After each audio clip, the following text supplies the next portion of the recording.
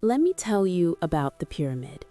Not the one you've seen in conspiracy theories, not the one with the all-seeing eye on the dollar bill, not the one that requires you to believe in secret societies and shadowy cabals meeting in rooms you'll never enter. This one is simpler. This one is provable. This one is in plain sight. And that is exactly why most people never see it. Close your eyes for a moment. Or don't, because you're probably watching this on a screen, and that's part of the point. But imagine yourself standing in the largest crowd you've ever been in. A protest, a concert, a city square on New Year's Eve. Now, multiply that crowd by 1,000. Then multiply it again. Keep multiplying until the number stops making sense. 8 billion. That's how many people are alive on this planet right now. 8 billion voices, 8 billion stories, 8 billion lived experiences. Each one is complex and valid and real as your own. Now, ask yourself a simple question. How many of those 8 billion voices do you actually hear? Not hear about, not hear summarized by someone else, actually hear, directly, in their own words, without a filter. The answer, if you're honest, is almost none, and that is not an accident. You live in what they call the information age. You have access to more knowledge than any human being in history. The entire library of human civilization fits in your pocket. You can video call someone on the other side of the planet. You can read the news from 100 countries before breakfast. You are more connected than any generation that has ever lived. And yet what you actually know about the world is what someone decided to show you. What you care about is what someone decided to amplify. What you're angry about is what someone decided you should be angry about. And the someone who made these decisions, they are not your friend, they are not neutral, and they are not 8 billion people. They are much, much smaller than that. Let me show you the pyramid. Imagine a pyramid, massive, wider at the base than anything you've ever seen. And at that base, the foundation, the bottom, the widest part, are 8 billion tiny figures. That's you, that's me, that's everyone. Every single person on Earth is standing in that bottom layer, packed in, shoulder to shoulder, each one of us holding a phone or a sign or a voice. We are talking constantly. We are posting, we are tweeting, we are recording videos, we are writing blogs and comments and essays and manifestos. We are shouting into the void and whispering to each other and everything in between.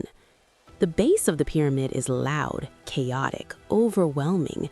It is 8 billion people all trying to be heard at the same time. And above each person, there is a tiny speech bubble, too small to read from any distance, because that's the point. Your voice, your actual voice, the thing you actually think and feel and experience, is one of 8 billion. And in that crowd, you are functionally invisible. Now, some people at this layer have a few hundred followers, some have a few thousand, some even have a few million. And if you have a few million followers, you might think you've escaped the base. You might think you've climbed. You haven't. Because the layer above you doesn't care how many followers you have. The layer above you cares whether you're useful. Here's what happens to your voice when you post it, when you share it, when you scream it into the digital void. It gets fed into an algorithm. And the algorithm was not designed to surface truth. It was not designed to surface importance. It was not designed to give the voiceless a voice or comfort the afflicted or hold power accountable.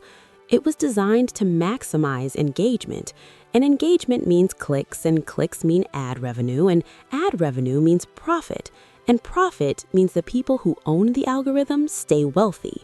So your voice, no matter true, no matter urgent, no matter how much it deserves to be heard, gets sorted by a machine that is asking one question: will this make us money?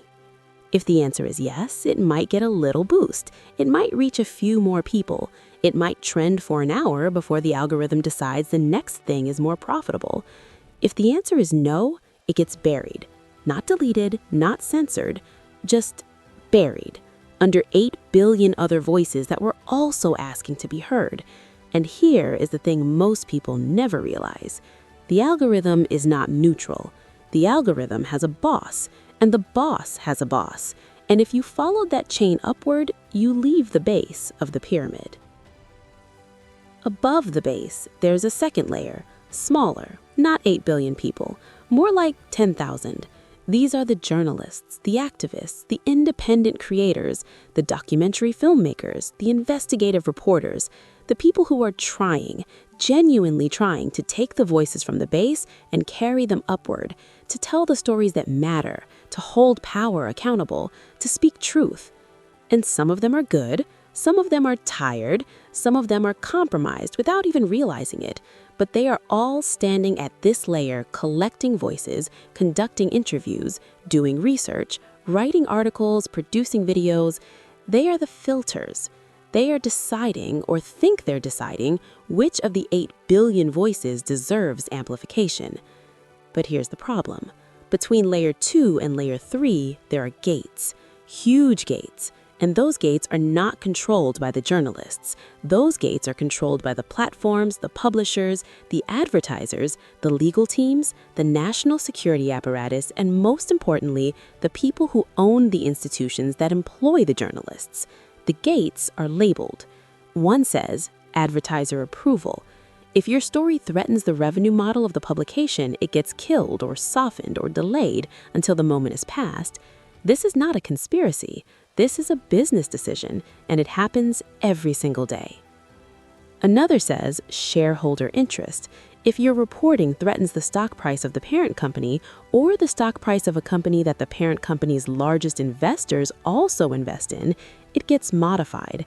Not always overtly, sometimes just a change in headline, sometimes just a paragraph removed, sometimes just not running it at all. No memo needed. The editors already know. Another says, algorithm. Even if you get through all the other gates, even if you publish, the algorithm still decides who sees it.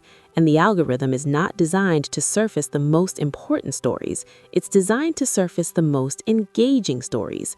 And engaging usually means outrage, spectacle, simplicity, tribalism. Nuance does not trend. Complexity does not go viral. Stories that make people feel uncomfortable about systems they benefit from do not get amplified. So, most of the voices from layer 1 die here. They pile up at the gates. They echo in the hallways of layer 2. The journalists write them. The activists document them. The filmmakers record them. And then the gates close, and the stories disappear.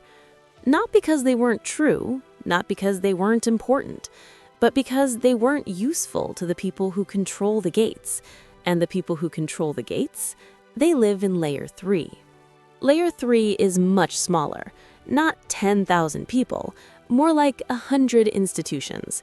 CNN, Fox News, the New York Times, the BBC, Meta, Google, TikTok, Netflix, the major publishers, the major platforms, the major broadcasters.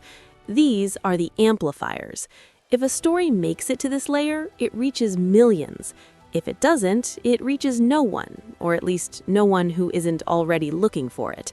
And here is what most people misunderstand about this layer. These institutions are not neutral observers of reality. They are not public services. They are not town squares.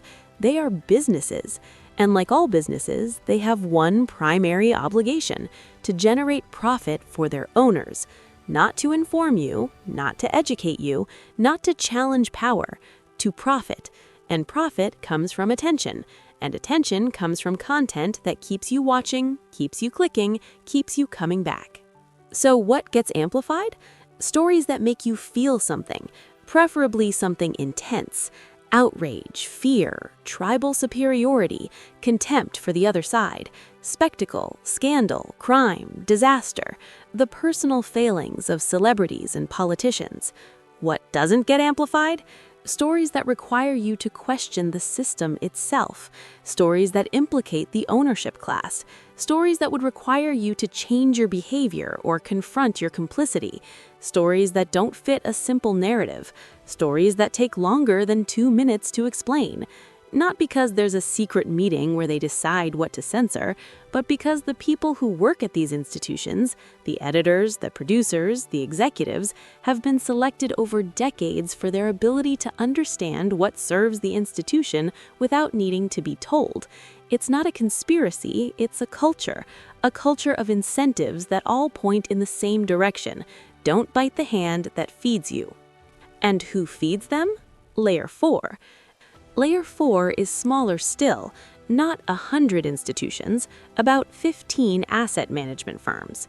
BlackRock, Vanguard, State Street, Fidelity, a handful of others. These firms manage over $50 trillion in assets. That is not a metaphor, that is the actual number, 50 trillion. And they are the largest shareholders in almost every major institution in Layer 3. They own significant stakes in Disney, Comcast, News Corp, Meta, Alphabet, Warner Bros., Paramount.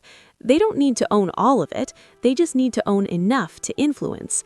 They sit on the boards, they advise the executives. They have the legal right, the fiduciary obligation in fact, to demand that these companies maximize returns for shareholders. Not truth, not the public good, returns. So, when you watch the news and you wonder why every channel seems to be covering the same 5 stories, this is why. When you wonder why nobody is talking about the thing you think is important, this is why. When you wonder why criticism of certain industries, pharmaceuticals, weapons manufacturers, oil companies, big tech, always seems to be softened or delayed or framed in a way that spreads the blame so thin that no one is actually held accountable, this is why. The media does not serve you. The media serves its owners, and its owners are not individual billionaires you can name and shame. Its owners are vast, diffuse, nearly invisible financial entities that own pieces of everything. Let me give you an example. BlackRock is the largest shareholder in Pfizer. BlackRock is also a major shareholder in CNN, Fox News, and the New York Times. So when Pfizer wants to advertise on CNN, and CNN wants to run a story that is critical of Pfizer, there is no phone call, there is no direct censorship, there is just a quiet understanding at every level of the organization, from the executive suite to the editor's desk, that being too critical of Pfizer is bad for business. Not just ad revenue, stock price, investor confidence, institutional relationships. The story might still run, but it will be softened, balanced, given the both sides treatment, framed as a debate rather than a fact pattern, and then it will be memory hold within 48 hours as the next manufactured outrage takes its place. This is true for every industry that these firms invest in: defense contractors, oil companies, private prisons, big ag, big pharma, big tech. The media is not going to tell you the full truth about these industries because the media is owned by the same people who own these industries. You are not watching independent journalism. You are watching the publicity arm of a financial empire so vast that it no longer even needs to hide. And above even these investment firms, there is one more layer. Layer 5 is almost invisible. Not 15 firms, more like 3 centers of dynastic wealth. These are not individuals. These are not people you can Google. These are families, trusts, foundations, offshore entities so old and so complex that even forensic investigators lose the thread after a few shell companies. Generational wealth, wealth that has compounded for a century or more, wealth that shaped laws to protect itself, created tax structures to perpetuate itself, and bought political systems to serve itself. They do not appear on Forbes lists. They do not give TED Talks. They do not have social media accounts. Their names are mentioned in finance journals and then forgotten. And above even these investment firms, there is one more layer. They own the investment firms in Layer 4, which means they own the media institutions in Layer 3, which means they control what passes through the gates in Layer 2, which means they decide which of the 8 billion voices in Layer 1 ever get heard. They do not micromanage. They do not need to. The system is designed to serve them by default. When a policy is debated, the think tanks they fund produce the research. When a law is written, the lobbyists they employ write the language. When a candidate runs for office, the super PACs they control fund the campaign. And when the public needs to be convinced of something, the media they own tells the story. This is not a conspiracy. This is vertical integration, and it has been this way for a very, very long time. At the very top of the pyramid is not a person, it is an eye. Not a biological eye, a metaphor. The eye is made of screens, televisions, phones, tablets, billboards, all of them glowing, all of them showing the same thing. The 5 stories that Layer 3 decided to amplify today. The scandal, the outrage, the distraction, the spectacle, the threat. And here is the part that most people never understand, the part that makes this system so effective, so insidious, so nearly impossible to escape. The eye is not forcing you to look at it. You are looking voluntarily. The most powerful prison is the one you don't realize you're inside. You think you are freely choosing what to pay attention to. You think you are making informed decisions about what to care about. You think you are forming your own opinions based on the information available to you.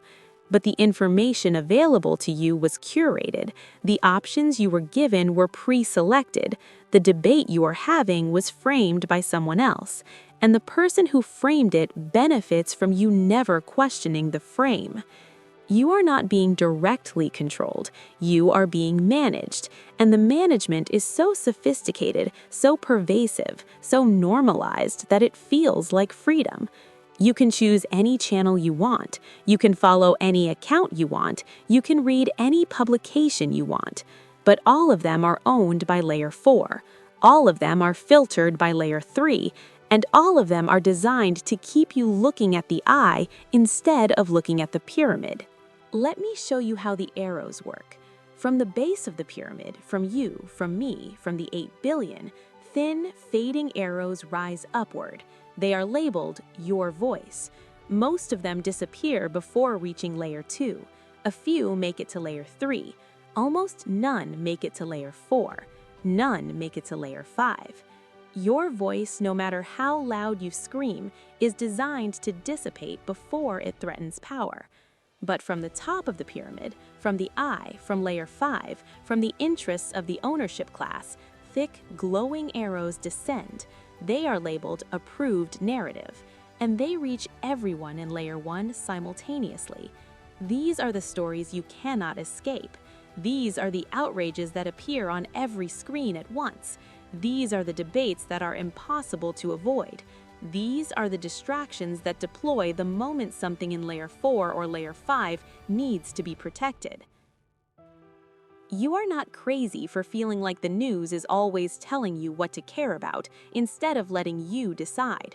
You are not paranoid for noticing that certain topics are everywhere all at once and then vanish overnight.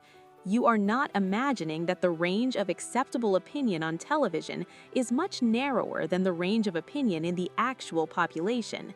You are seeing the pyramid, and once you see it, you cannot unsee it. So what do? You stop expecting the pyramid to tell you the truth. You stop waiting for Layer 3 to suddenly develop a conscience. You stop thinking that if you just vote harder or post louder or sign more petitions, the system will fix itself. The system is not broken. The system is working exactly as it was designed. But you are not powerless. You can stop feeding the eye. You can stop giving your attention to the 5 stories they want you fighting about and start asking why those 5. You can seek out the voices that are still at Layer 1. the ones who haven't been filtered, haven't been bought, haven't been incorporated into the machine. You can build horizontal networks, peer-to-peer, human-to-human, without the platforms, without the algorithms, without the gatekeepers. They cannot stop 8 billion people from talking to each other. They can only convince you that the conversation at the top is the only one that matters. It isn't. The pyramid is not natural, it is not inevitable, and it is not permanent. It only stands as long as we keep looking up. There you have it, the Pyramid of Voices, a 30-minute breakdown of information control, media consolidation, and the manufacturing of what you think reality is.